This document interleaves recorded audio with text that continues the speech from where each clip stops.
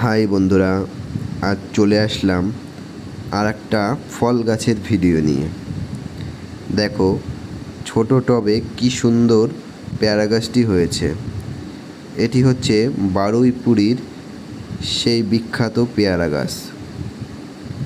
আর এরকম পেয়ারা গাছে সবসময় ফল ধরে রাখার জন্য আপনাকে অবশ্যই 10 দিন বাদে বাদে গাছের যত্ন নিতে হবে। তার সঙ্গে অল্প কিছু সার স্প্রে অবশ্যই করতে হবে।